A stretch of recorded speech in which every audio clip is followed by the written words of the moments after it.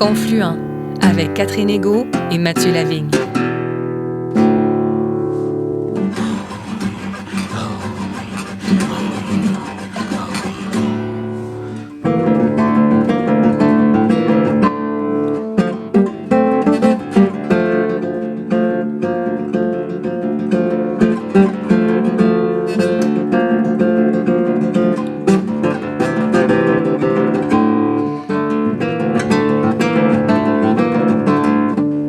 Bonjour Catherine Egault. Bonjour Mathieu Lavigne. Les Nations Unies ont proclamé la décennie 2022-2032 décennie des langues autochtones. Mais dites-moi Mathieu, à votre avis, combien de langues autochtones sont encore parlées dans les trois Amériques? Je dirais 949 environ. Exactement Mathieu, on ne peut rien vous cacher. Presque 1000 langues réparties en 157 familles linguistiques. Titulaire d'un doctorat en linguistique de l'Université du Québec à Montréal, Jimena Terrassa s'est particulièrement intéressée à la langue des Wichí, un groupe autochtone de l'Argentine. Elle est aujourd'hui l'une des grandes spécialistes de la vaste famille des langues algonquiennes du Canada, parmi lesquelles on compte notamment le Cri, l'Inuaimun, l'Abenaki et l'Ojibwe. Enseignante au Collège Kiona d'Odanak et au Centre Nikanité de l'Université du Québec à Chicoutimi, Jimena Terrassa souligne l'extraordinaire diversité des langues autochtones des trois Amériques et, pour bon nombre d'entre elles, leur fragilité, mais aussi, pour plusieurs, leur immense vitalité. Au micro de Catherine Egault, notre invitée fait également le point sur certaines initiatives de revitalisation linguistique et sur les facteurs qui favorisent la survie et l'essor des langues autochtones dans les Amériques.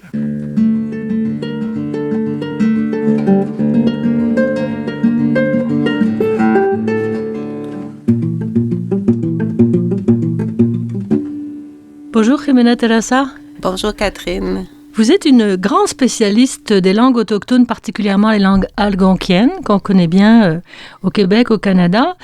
Ce qui est particulier, c'est que vous êtes d'origine argentine. Oui. Qu'est-ce qui vous a amené à vous intéresser aux langues autochtones et en particulier les langues algonquiennes du Nord? Oui, je suis argentine, j'ai grandi en Argentine, j'ai vécu une bonne partie de ma vie là-bas. Et ce sont les études qui m'ont amenée au Québec en premier. Et un cours en particulier que j'ai pris à l'Université Laval qui parlait de l'aménagement linguistique dans le monde. Et c'est à ce moment-là qu'on a évoqué les langues minorées. Maintenant, on dit minorées. À l'époque, on appelait ça minoritaires du monde. Et la question est venue directement vers moi. C'est quoi les langues en Argentine? Et là, j'ai réalisé à quel point je connaissais rien. Et ça a vraiment piqué ma curiosité sur cette diversité-là. Donc, j'ai commencé à m'intéresser aux langues autochtones d'Argentine en étant déjà au Québec.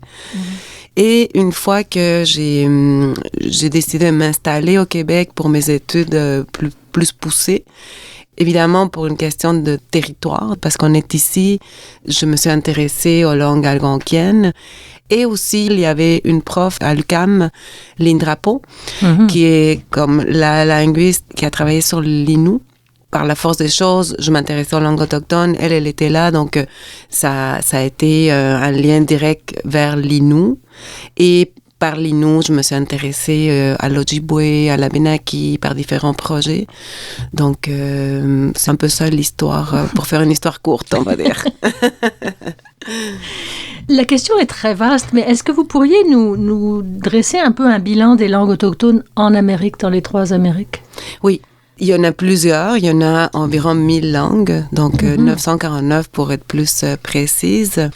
Et elles sont distribuées de manière quand même assez égale, je dirais, dans le sens qu'il y en a dans toutes les Amériques. Des fois, on pense que c'est seulement en Amérique du Sud ou seulement... Non, il y en a partout en Amérique.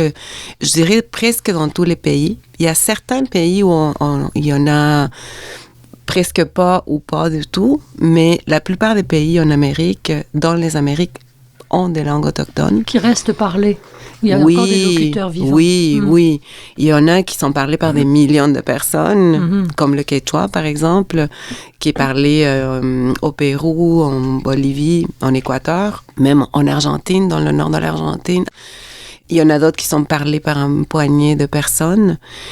Et qu'est-ce qui est frappant de ces langues-là, c'est pas tant le nombre, parce que quand on compare, mettons, à l'Afrique, en Afrique, il y en a 2000. Donc, il n'y en a pas tant que ça, mais ce qui est frappant en Amérique, c'est le nombre de familles linguistiques. Il y en a beaucoup, donc il y a beaucoup de langues qui ne sont pas nécessairement reliées entre elles. Évidemment, c'est selon l'état de connaissance de la science, de la linguistique, de l'anthropologie aujourd'hui. Il y a beaucoup de langues qui sont orphelines, on va dire, qui n'ont pas de parents vivants. Donc, ce sont des langues qu'on appelle des isolats. Et ça, il y en a plusieurs. Il y a certaines poches, on va dire, dans l'étendue du territoire.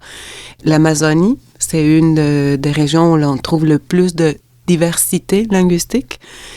Ensuite, il y a la Californie et la Colombie-Britannique. Donc, c'est comme des lieux où ça se situe, cette diversité-là, où il y a le plus de langues non reliées à d'autres langues, donc le plus d'isolats. C'est étonnant parce qu'en Amazonie, on comprend parce que c'est un territoire très vaste et très impénétrable, mais en Californie, Colombie-Britannique, c'est étonnant qu'il n'y ait pas eu d'échange entre les groupes. Mais en fait, c'est pas nécessairement qu'il n'y a pas eu d'échange, c'est surtout qu'il y avait des petits groupes, de petites populations. Donc, c'est ça qui a fait que, probablement, mais là, je me lance dans une hypothèse, là, c'est que probablement, il n'y a pas eu de grandes familles linguistiques, mais des petits groupes qui ont évolué de manière un peu plus autonome les uns des autres. Mais c'est surtout au niveau de la diversité. Il y a un fait qui est frappant, c'est que souvent, la diversité humaine et linguistique, culturelle, elle va de pair avec la diversité la biodiversité. Donc, il y a comme la frange de l'équateur où on trouve le plus de biodiversité. Et curieusement, c'est là que se situe la diversité culturelle et linguistique. Il y a un chercheur au CNRS en France qui parle de ça, qui explique le lien entre cette diversité-là.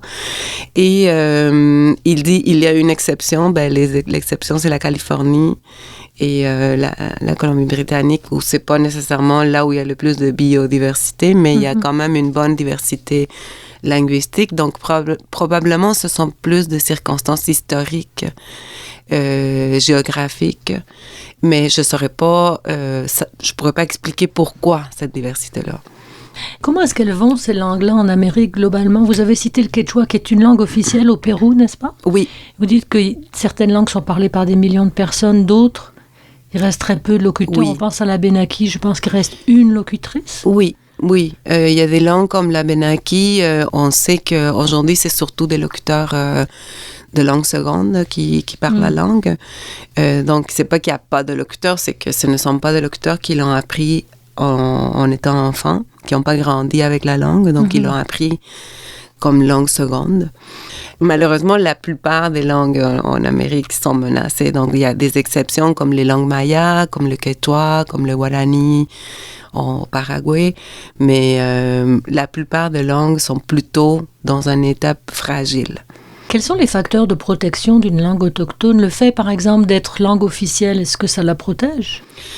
Honnêtement, c'est pas un facteur de protection. Ça aide. Ça peut pas être mauvais pour une langue d'avoir ce statut-là, mais normalement, le statut de langue officielle aide à donner du prestige à la langue. Mais ça se voit pas dans les faits dans des pays comme le Pérou, par exemple. Et si elle est enseignée, par exemple, à la petite école, ça doit aider quand même? Oui, ça aide. C'est tous des facteurs qui vont aider, mais je dirais que quand on observe des exemples de langues qui ont été bien préservées, comme l'exemple du Wichi, qui est la langue sur laquelle j'ai travaillé en Argentine, ou l'Atikamekw ici, un des facteurs, je dirais, le plus important, c'est l'éloignement géographique. Donc, le fait d'être isolé géographiquement parlant. Le Wichi est parlé dans une région qui est vraiment difficile d'accès. Les Wichi ne se sont pas beaucoup mélangés par le fait même d'être isolés. Il n'y a pas beaucoup de mariages mixtes, ce qui est le cas aussi chez les Atikamekw. Alors que des langues comme la Benaki, ça fait déjà un siècle qu'on observe des mariages mixtes. Donc, du moment où il y a une proximité avec les grandes villes, on a des des échanges plus fréquents avec on va dire, les gens qui parlent une langue majoritaire. Et ça fait en sorte que la langue, elle finit par s'affaiblir. Donc, le facteur géographique est très important, ce qui vient aussi préserver le peuple au niveau culturel. Après, le plus important pour la transmission d'une langue, c'est que les enfants l'apprennent. Il faut qu'il y ait une transmission intergénérationnelle. Donc, c'est sûr que quand on dit l'école, une école avec un programme d'enseignement, ça va venir renforcer cette vitalité, mais c'est surtout qu'il faut qu'elle soit parlée à la maison. Pour la protéger, il faut la parler, surtout.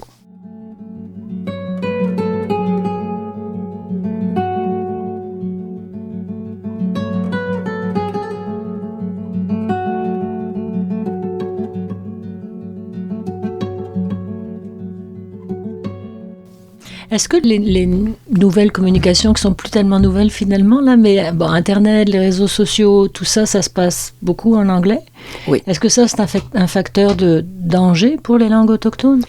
Moi, je dirais que oui. Souvent, mes étudiantes Innu, par exemple, soit de Pessamit ou de Sept-Îles, elles me disent qu'elles sont inquiètes de voir que les enfants dans les communautés apprennent l'anglais parce qu'ils jouent en ligne, ils ont accès à l'Internet, etc.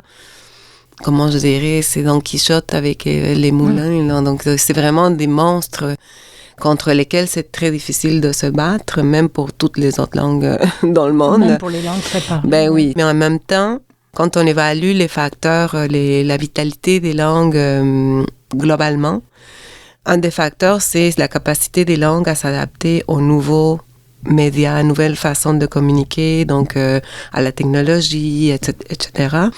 Ce qui arrive, c'est que des langues comme par exemple l'Innu ou l'Atikamekw ou même le Wichi commencent à être utilisées sur Facebook. Donc les gens commencent à communiquer, à faire des posts, à faire des échanges avec la langue écrite, évidemment. Et donc, ça donne une visibilité aussi. Donc, c'est comme à double tranchant. D'un côté, effectivement, la présence, moi je dirais les jeux vidéo, c'est la peste du siècle. Ah oui, hein? Au niveau linguistique ou en général? En général, et au niveau linguistique aussi. C'est sûr que c'est une menace à ce niveau-là, mais il faut quand même être intelligent et pouvoir l'utiliser pour faire bénéficier les langues aussi de cette visibilité. Mais les radios communautaires, par exemple, ça c'est un facteur de préservation, j'imagine, parce que même dans les communautés Atikamekw, mettons, je pense à Wemontachi ou Manawan, il y a des radios communautaires en langue autochtone. Oui, je dirais que dans la plupart des communautés, il y en a, et c'est souvent justement utilisé pour communiquer dans la langue locale. C'est un facteur de vitalité aussi, c'est de donner, dans le fond, l'accès à... Plus on a des domaines d'utilisation, plus la langue, elle va avoir des chances d'être parlée plus longtemps. Donc, des domaines d'utilisation, c'est par exemple des livres? Les domaines d'utilisation, c'est par exemple la littérature, les radios communautaires, l'utilisation dans les domaines publics. C'est sûr que si la langue est parlée dans les instances politiques, par exemple, tout ça, ça donne un certain poids. Et il y a tout un prestige qui est associé à ces langues-là. Et donc, les gens vont avoir tendance à vouloir les parler de plus en plus. Donc, il y a comme un cercle, une roue qui commence à tourner. Et l'école est un domaine d'utilisation, l'église est un domaine d'utilisation, la maison, le foyer, c'est un domaine d'utilisation. Donc, le cinéma, j'imagine? Oui, tout ce qui est la culture dans toutes ses formes, c'est des domaines. Le travail, ce sont des domaines. Par exemple, en Nunavut, ils ont vraiment poussé pour que ça devienne la langue de travail. Ben, au Québec aussi, on le sait que avec la loi 101, c'est ça qui était renforcé, c'était qu'elle devienne la langue de travail. Parce que ça fait en sorte qu'il y a tout un domaine qui s'ouvre à cette langue-là. Quel est l'état des lieux au Canada et au Québec? On a parlé des langues dans le monde. On a vu qu'en Amérique, il y a presque 1000 langues autochtones qui sont encore parlées. Au Québec, on en est où? Mais au Québec, on a les 11 nations. Donc, 8...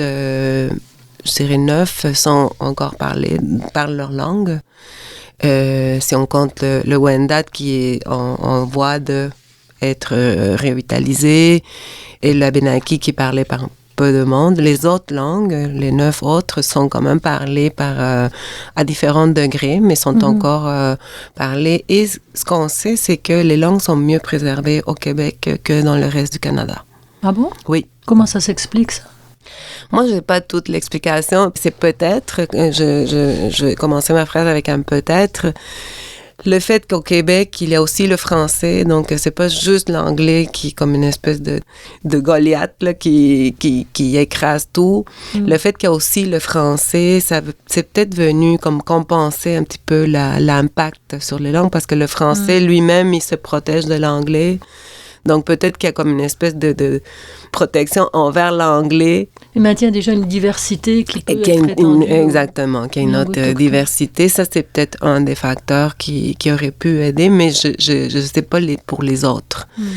Peut-être aussi, en termes de diversité, la Colombie-Britannique, c'est un cas de diversité linguistique. En fait, c'est à peu près 50% des langues du Canada sont en Colombie-Britannique. Ah oui?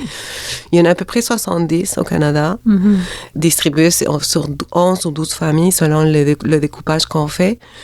Et 7 familles linguistiques sont dans l'Ouest complètement. Donc, ça aussi, le fait d'avoir plusieurs petites langues fait en sorte qu'il y a moins de locuteurs par langue. Donc, au Québec, le fait qu'on a juste 3 familles linguistiques, ça aussi, ça aide. Parce que quand on voit le Cri, l'Innu, l'Atikamekw, le Naskapi, le Nishnabemwin, ces langues-là, elles sont quand même assez semblables. Donc, et il peut y avoir quand même des échanges. J'ai une de mes collègues qui me disait, moi, elle parle le Nilweun, qui est le dialecte Innu parlé à Mastoyats. Et elle me disait qu'elle, quand elle allait chez les Cris, ils sont à côté, donc il y a beaucoup d'échanges. Elle essaye de parler en Nilweun pour pouvoir communiquer en Cri. Donc ça veut dire qu'à l'intérieur d'une même famille, les gens se comprennent plus ou moins? Est-ce que les liens entre les langues d'une même famille, ce serait comme pour le français, l'italien, l'espagnol, les autres langues latines?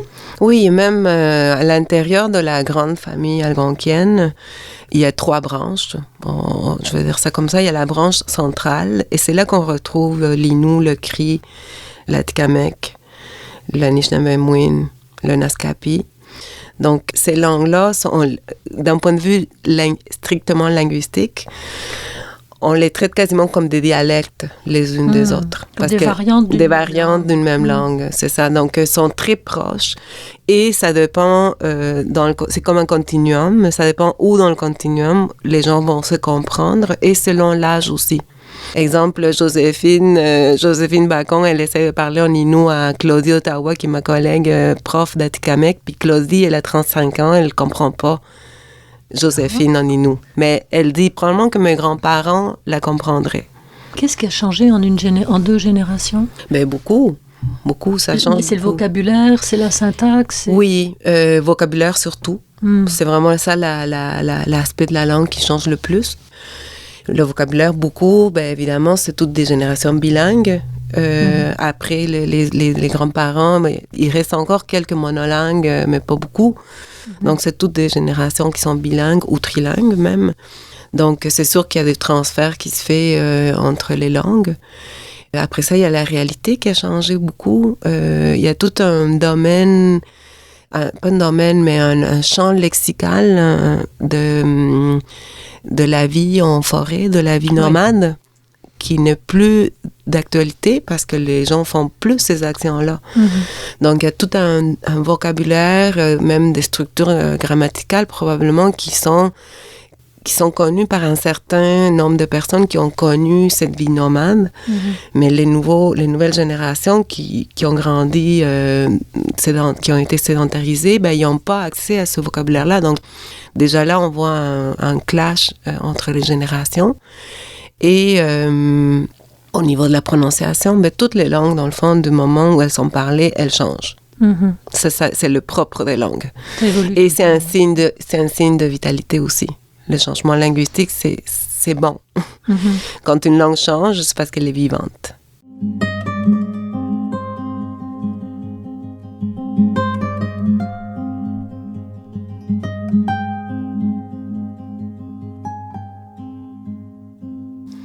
Donc ça, c'est la famille algonquienne qui est Ouais. la plus nombreuse Oui. au Québec, Oui, clairement. et au Canada. Et vous disiez qu'il y a 2 autres familles? Oui, donc l'autre famille, c'est la famille iroquoienne qui comprend le Kanien'keha, la langue mohawk et le Wendat.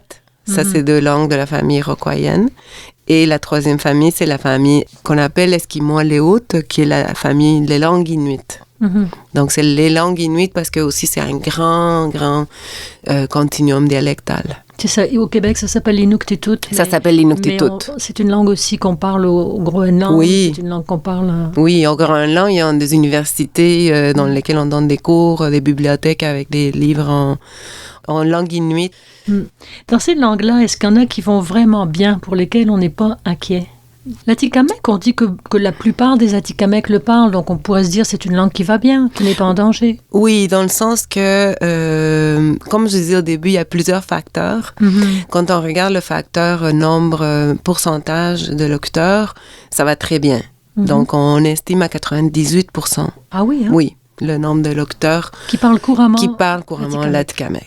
Donc, la plupart des Atikamekw le parlent. On pourrait dire que oui, l'Atikamekw va bien parce que le pourcentage de locuteurs est assez élevé. Mais quand on regarde le nombre absolu de locuteurs, ça, c'est un autre facteur qu'on doit considérer. Ils sont à peu près 8000 et c'est très peu. En bas de 10 000, c'est déjà très... c'est peu, déjà compliqué. c'est déjà limite. Et même les Atikamekw le disent, eux aussi ils sont inquiets de voir qu'il y a plusieurs jeunes qui commencent à parler moins de l'Atikamekw, etc. Donc, eux aussi, ils prennent des mesures pour préserver leur langue. Donc, moi, je dis tout le temps, sur une plus ou moins grande échelle, elles sont toutes menacées. Mais il y en a qui vont mieux que d'autres, évidemment. La force de l'Atikamekw n'est pas celle de la Benaki, pas celle même de l'Anishinabemowin, de l'Algonquin, qui est beaucoup plus menacée selon les communautés. Ça varie beaucoup d'une communauté à l'autre. Mais bon, moi, j'aime pas le discours fataliste. Ben non.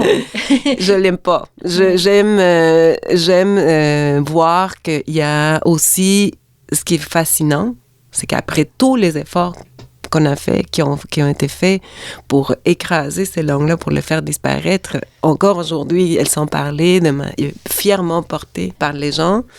Donc, elles vont pas bien dans le sens qu'on a à pas s'en préoccuper, mais elles vont bien dans le sens qu'on peut dire bravo Elles ont à votre survécu, au force. moins. Exactement, Ouais. exactement.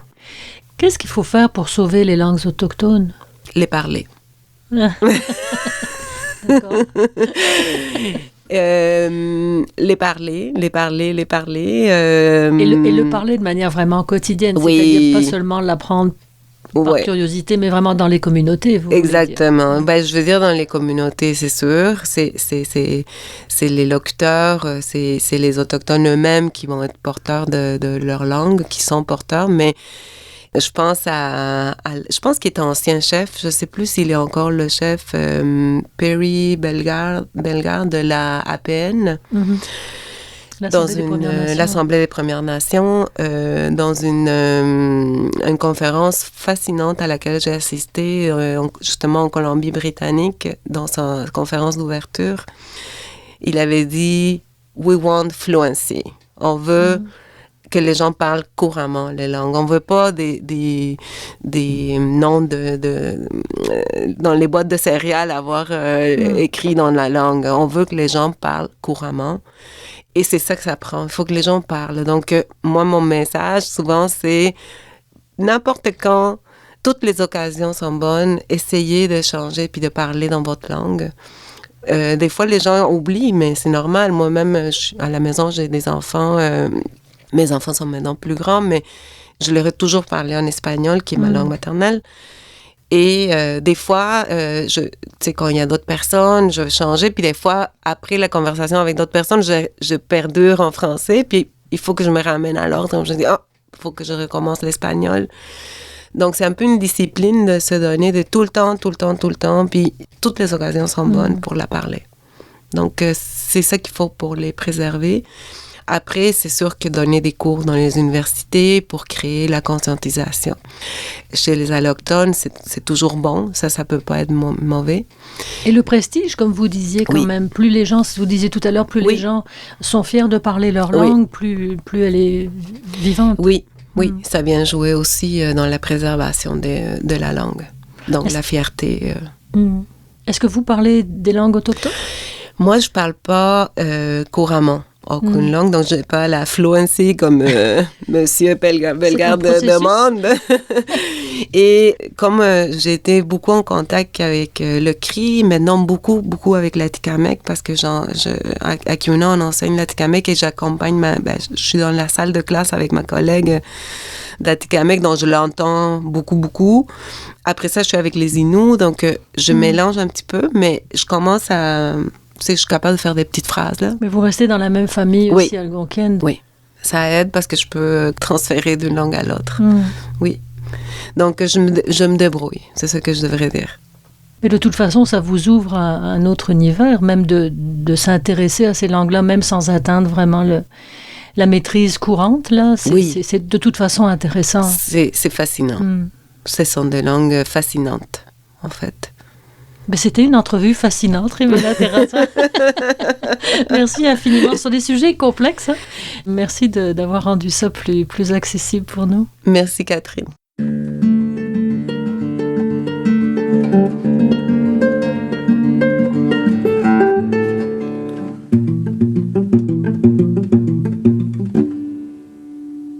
Confluent accueillait cette semaine Jimena Terrassa, linguiste spécialiste des langues autochtones, en particulier algonquiennes.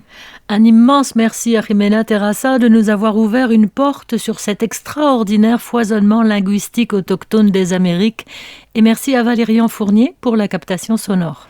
L'émission Confluent est portée par l'organisme de solidarité chrétienne avec les premiers peuples, Mission Chez Nous. Trouvez-nous en ligne au www.missioncheznous.com. Merci, Catherine Ego. Merci, Mathieu Lavigne. Et à vous tous et toutes, chers auditeurs et auditrices, merci d'être fidèles à Confluent. À la semaine prochaine. D'ici là, bonne découverte en paroles et en musique sur les ondes de Radio VM et de Radio Galilée.